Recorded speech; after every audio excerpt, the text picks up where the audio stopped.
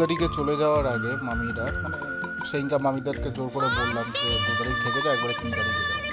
তো মামিরা কী করলো, ঠিক আছে থাকতে পারি, একটাই শর্ত দিল আমাদেরকে যে ছাদের মধ্যে পিকনিক করো, আবার মাছের ঝোল ভাত দিল।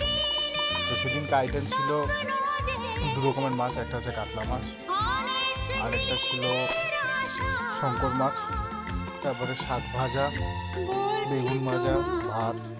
শঙ্কর মাছটা করেছিল মূলা আলু দিয়ে ভাজা মশলা দিয়ে ঝোল। সেই রেসিপিটা শেয়ার করব। এই হচ্ছে আমাদের ছাদ, কিছুটা গার্ডেনিং করার চেষ্টা করেছি আমরা সবাই, আমি মা। এদিকে মামা মাছগুলো ভাজছে।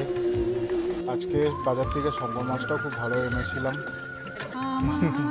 দিয়ে এবার কড়াইতে তেল দিয়ে দিল, দিয়ে একে করে আরও একটু তেল দিল, দিয়ে ভালো করে নাড়লো। তার আগে আলুটা ভাজা ছিল, আলু আর মূলাটা একবার একটুখানি ভেজে নিল, এখানেই ভেজে নিল আবার। দিয়ে কাঠটা দিল আর একটু, যাতে আগুনটা ভালো ধরে। কাঁচা লঙ্কাটা দিয়ে দিল।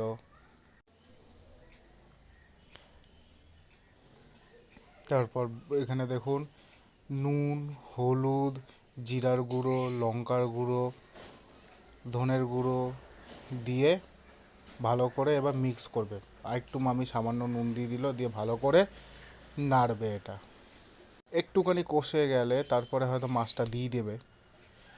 আগে কষুক, আগুনটা আস্তে আস্তে কমছে নিভছে, এত হাওয়া দিচ্ছিল না। তারপরে টমেটোটা দিয়ে দিল, একটু টমেটোটা দিয়ে আবার একটু নাড়লো।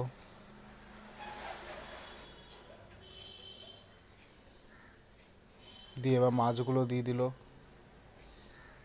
মাছগুলো দিয়ে একটুখানি ভালো করে কষাবে।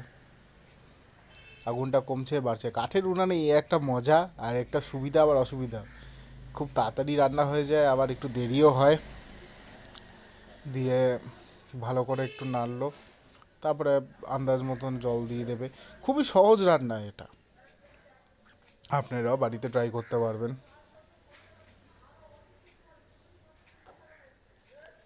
দেখুন কি সুন্দর আগুনটা উঠেছে, ওফ, সিরিয়াসলি দারুণ।